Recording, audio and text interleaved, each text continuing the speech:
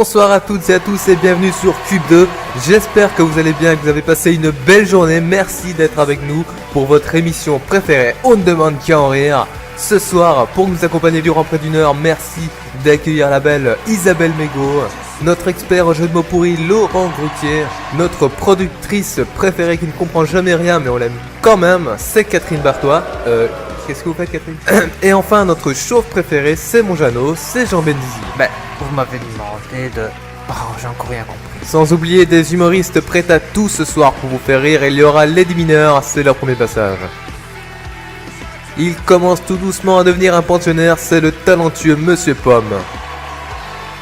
Et vous le connaissez bien sûr, il est le maître de l'humour noir, c'est notre humoriste diabolique préféré, Jérémy Fait pas rire. Et enfin, il nous vient pour son 68 254e passage, vous le connaissez tous, c'est un humoriste de talent. Il commence sérieusement à nous saouler puisqu'il n'a nulle part ailleurs où aller et que c'est le premier à avoir descendu nos foutues marches, c'est Olivier Pellenroy. C'est un très bon programme qu'on vous a réservé ce soir, alors, vous le savez, ce soir, on ne demande qu'à...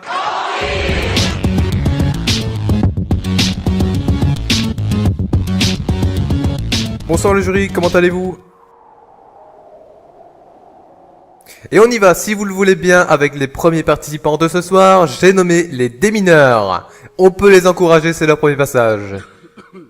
Ils nous viennent tout droit d'un serveur Hamachi et ils sont tous les deux âgés de la version 1.8, c'est exact? Tout à fait, Jérémy, c'est bien ça. Ça va, pas trop de stress pour ce premier passage? Non, pas trop de stress, on pense que ça va le faire, on est confiant et détendu. En tout cas, j'espère que tout va très bien se passer pour vous. Les démineurs, vous avez pu choisir ce sujet librement, les diamants de plus en plus rares à trouver. Et oui, d'après le magazine Sexy Creep, le diamant serait de plus en plus difficile à trouver. Certaines rumeurs laisseraient même croire que le diamant est en voie de disparition, ce qui provoquerait une crise générale dans notre monde cubique. Qu'est-ce que vous en pensez, mon Jeannot? Non, pas le diamant, ça non. D'accord, Jean, eh bien, on respecte votre avis. En tout cas, j'espère que les démineurs vont savoir nous faire rire avec ce sujet. Le diamant, de plus en plus rare à trouver, encouragez-les, c'est leur premier passage dans On ne demande qu'à en rire, les démineurs.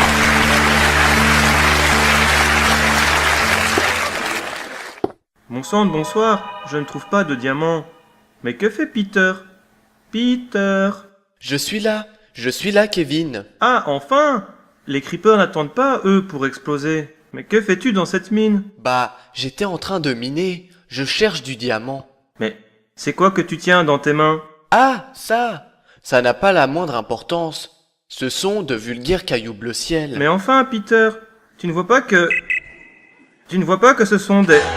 Oh non! Ça fait au moins 1 heure qu'on est dessus. Aïe, les démineurs, le jury a décidé d'arrêter votre sketch. On ne fera malheureusement pas le total de vos notes, mais nous allons écouter l'avis du jury. Catherine, c'est vous qui avez buzzé en premier. Un mot sur le sketch? Nul. J'ai pas du tout aimé ce sketch. Ils ne sont pas du tout drôles, c'est vraiment pas du niveau de l'émission. Si j'ai un conseil pour vous, c'est de changer de métier tout de suite. Un avis, Jean? Non. Les blagues sur les creepers sont des blagues déculées. Non, les morts vivants faisaient déjà plus ces blagues-là de leurs vivants. Moi, c'est non. Et je pense que c'est mieux qu'on en arrête là. Vous devez être assez déçus, les démineurs. On est vraiment désolé pour vous. Ce sketch n'aura pas laissé le jury de marbre. Jeu de mots avec la mine en fait. Hein? Non? Ok, je suis une merde. Ok. Ok, on vous souhaite une bonne continuation, les démineurs. Merci d'être venus. D'accord, c'est super.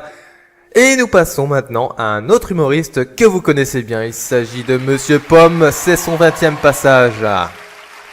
Qui dit 20e passage dit sujet imposé. Bien que vous le savez tous, Monsieur Pomme n'en a strictement rien à foutre du sujet. On lui a tout de même imposé ce sujet. Un homme mine en moyenne 2 fois plus vite qu'une femme. Alors ça c'est très étonnant. Et oui, qui aurait cru que les femmes joueraient à Minecraft? Catherine, qu'en pensez-vous? Ah, mais moi, je m'en fiche, hein. Tant que les femmes et les hommes regardent mon émission... Ça nous fera un beau paquet. Un homme mine en moyenne 2 fois plus vite qu'une femme. C'est le sujet qu'on a imposé à Monsieur Pomme pour son 20e passage. On ne demande qu'en rire.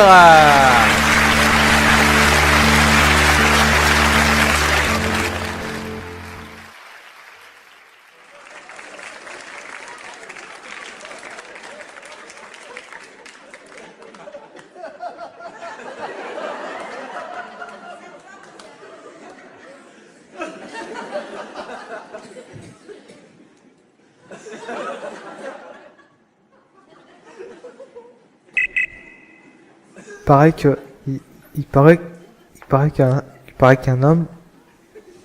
Un homme mine...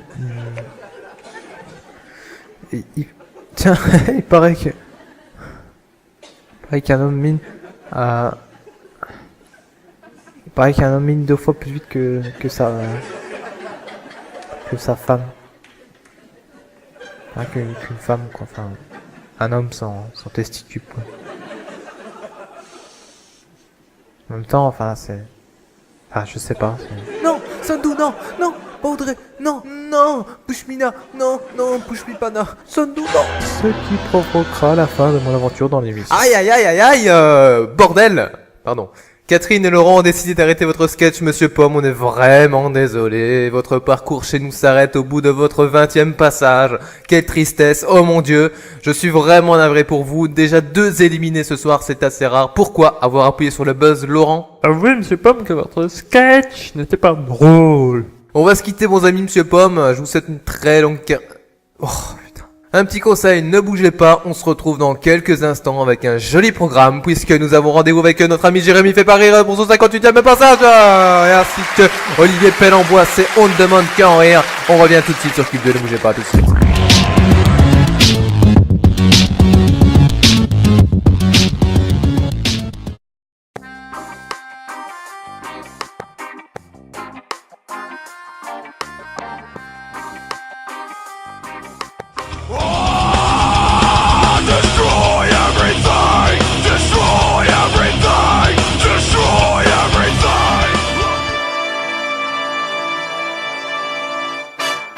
I whoop your head, boy. You know I will. I whoop your head, boy. With the back of the steel. I whoop your head, boy. Nouveau, l'anti-kikou 2000. Rapide et efficace, le meilleur outil pour lutter contre les kikous.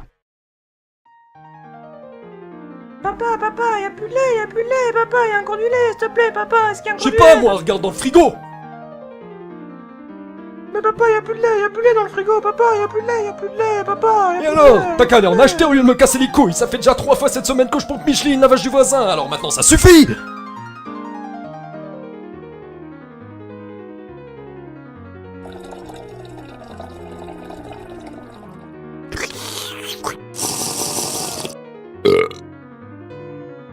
Papa, y'a plus de lait, papa, y'a encore du lait, s'il te plaît.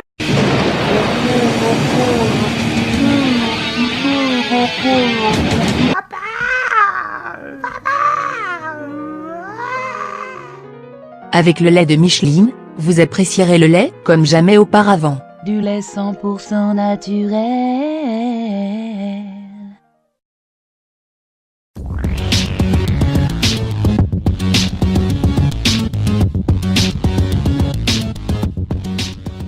Merci d'être avec nous comme chaque soir sur Cube 2, c'est déjà la 2e partie de notre demande qu'à en rire. Et dans quelques secondes, nous allons accueillir une des fortes personnalités de l'émission, c'est Jérémy fait pas rire. Ça va Jérémy? Jérémy, ça va très bien. Je pense que mon sketch va beaucoup plaire au public. Eh bien en tout cas c'est tout ce que je vous souhaite, 58e passage et donc un sujet imposé qui est le suivant. Alors, tenez-vous bien, les Mexicains de plus en plus rejetés, un sujet qui est de plus en plus fréquent selon une étude révélée par le magazine Forever Cobblestone. Depuis l'augmentation du prix de la vie qui s'élève à 20 €, beaucoup de kikous, beaucoup d'êtres mignons ont été retrouvés à la rue à la recherche de serveurs Hamachi, ce qui provoque un rejet de la société. Laurent, vous qui connaissez un rejet de la société quelque peu différent, qu'est-ce que vous en pensez? Un Mexicain plus un Mexicain, ça fait un Mexique 2. Bon, foutez-moi ça dehors, allez, ça commence vraiment à me saouler là, ces jeux de mots à la con. Promis, Déjà que je peux présenter l'émission, faut qu'il foute en l'air la mienne. Ça non. Commence quand, mon sketch? Oui, allez, oublions cet incident et place au sketch de Jérémy fait pas rire, les Mexicains, de plus en plus rejetés pour son 58e passage dans On ne demande qu'à en rire.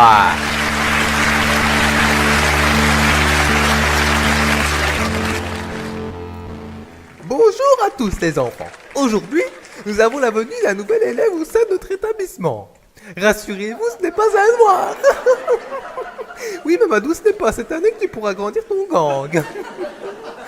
D'ailleurs, soit dit en passant, un des membres de ton gang, Idi Malou, a été retrouvé un petit morceau parce qu'il avait tenté d'apprendre la congolexicomatisation à un creeper. Visiblement, ça n'a pas plu au creeper. Ah ouais, là... Ah ben voilà qu'il arrive. Présente-toi. Comment tu t'appelles? Tu t'appelles Jean-Kévin? Mais c'est un joli nom de kikou, ça. Allez, installe-toi. Comme vous le savez, l'école va ouvrir un nouveau serveur. Comment, Jean-Kevin? Bien sûr que tu peux rejoindre notre serveur, il te faut juste un compte premium. Quoi? Tu n'as pas de compte premium? Mais c'est dommage ça, Jean-Kevin. Tu n'as qu'à demander à tes parents. Comment? Tu les as tués? Ils t'ont abandonné. J'ai eu peur, Kevin. J'ai cru que tu les avais tués. Mais dis-moi, Kevin, tu es de quelle origine? Mexicain. Ça, je ne vais pas te mentir, je m'en doutais.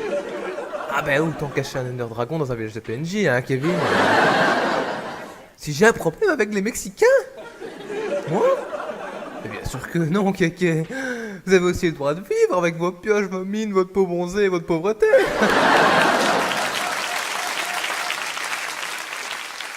Et puis, tu sais, il n'y aurait pas d'élite sans être inférieur, Kevin. Ah bah, tu peux être fier de ton peuple, il t'en faut du courage pour ramasser toute la kikosité du monde. Et puis, que feraient les grandes stars de YouTube sans vous? Sans leur petit Jean-Kevin pour leur rappeler à quel point ils sont beaux, grands et forts. Pour leur rappeler toutes les 10 minutes qu'il serait peut-être temps de faire une nouvelle vidéo. Ou leur demander de s'abonner à ta chaîne. Hein? Ou les harceler sur TweetCube parce qu'ils vous répondent pas. Hein? Non, Jean-Kevin, je te rassure, je n'ai aucun problème avec toi ou ton peuple. Je l'adore. Je l'adore et je t'adore, toi aussi. Petit être moustachu. Si tu peux rejoindre le serveur vu que je t'aime bien. Mais bien sûr, Kevin, tu peux rejoindre mon serveur. Il te faut juste un compte premium.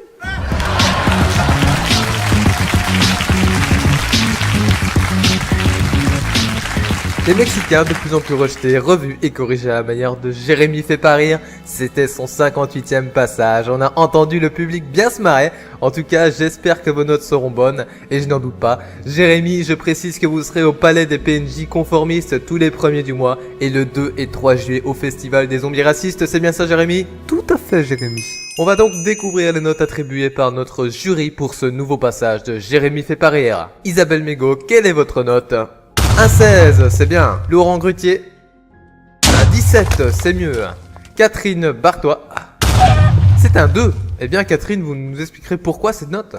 Et enfin, Jean Benzizi. Un 15. Catherine, comme à votre habitude, c'est vous qui avez attribué la moins bonne note. Pourquoi ce 2? Bah la raison c'est que j'ai tout compris. J'ai compris que ce sketch était un sketch haineux envers la race mexicaine. Et c'est un sketch totalement discriminatoire. Je ne veux pas de ça dans mon émission. Mais c'est quand même une bonne note de... Mon petit Jean Benzizi, pourquoi ce 15? J'aime beaucoup Jérémy, j'aime beaucoup son talent. Pour moi, c'est 15. Pas plus, pas moins. Mais non, s'il veut plus, ça peut discuter en privé. C'est quelques lingots d'or, mais sinon 15 de la part de Jean et 17 de la part de Laurent Grutier. J'allais dire un jeu de mots pourri, mais je préfère me taire. Et enfin, Isabelle Mégo, pourquoi ce 16? J'ai vraiment aimé ce sketch. On comprend pas, Isabelle, on comprend pas. On va faire le total des notes pour notre cher Jérémy, qui s'élève à 50. C'est vrai, on sort de deux buzz juste avant, on a eu chaud pour vous. En tout cas, 50 points à l'arrivée, c'est une bonne note. Et à ces 50 points, nous allons rajouter, j'en suis sûr, une bonne note de la part du public. Voici la note finale de Jérémy. 50 plus 9, et ça fait bien 87, c'est une excellente note. Merci Jérémy d'être venu et à très bientôt dans On ne demande qu'à en rire. Et nous, pour terminer, nous allons accueillir monsieur Olivier Pellembois. On ne compte plus son nombre de participations dans l'émission, c'est un véritable pionnier de notre émission et donc un sujet imposé pour le premier homme qui a descendu les marches d'On ne demande qu'à en rire. Un sujet qui est le suivant, les femmes et leurs mines. Et oui, de plus en plus de femmes ont décidé de ne plus dépendre de leur mari pour aller récolter des ressources. Selon une étude, une femme sur 3 possède sa propre mine. Vous vous rendez compte, Isabelle?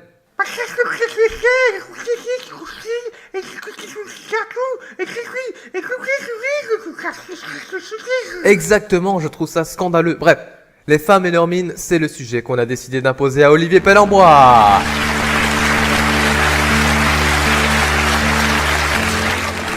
Bonsoir, bonsoir.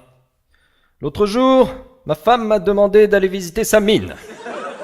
Comme par hasard, elle avait une migraine et ne voulait pas bouger son petit cul. Je me suis donc introduit dans la mine de ma femme et là, chose étrange, la mine avait déjà bien été creusée. Des Mexicains habillés en vêtements de cuir et outils à la main rentraient et sortaient par tous les trous de la mine de ma femme d'un ton pressé.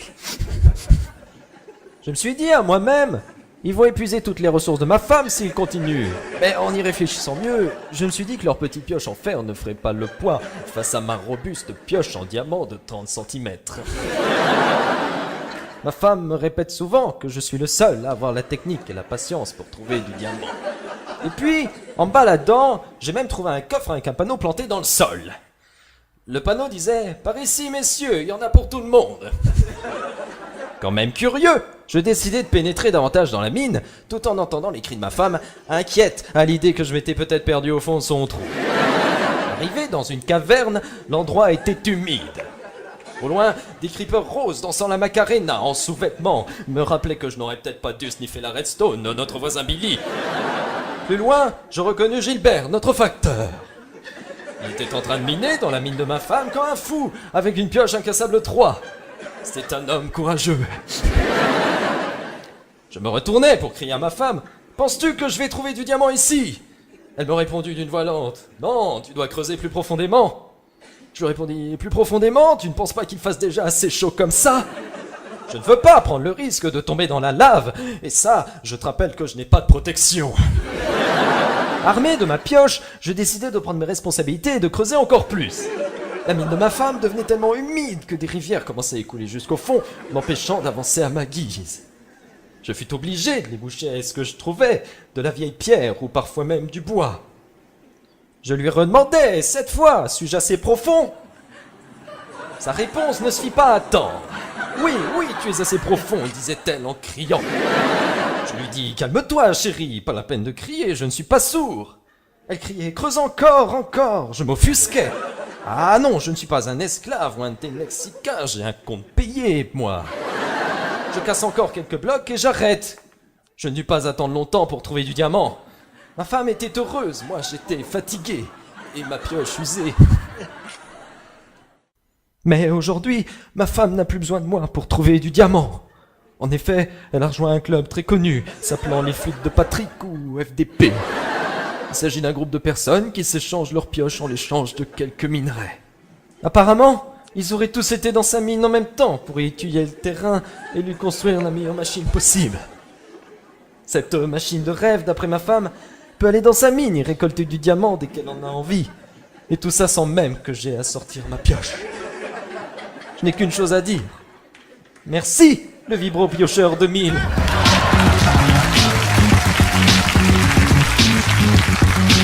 Bravo et merci Olivier, merci pour ce passage pour la 68 millième fois dans On ne demande qu'à en rire.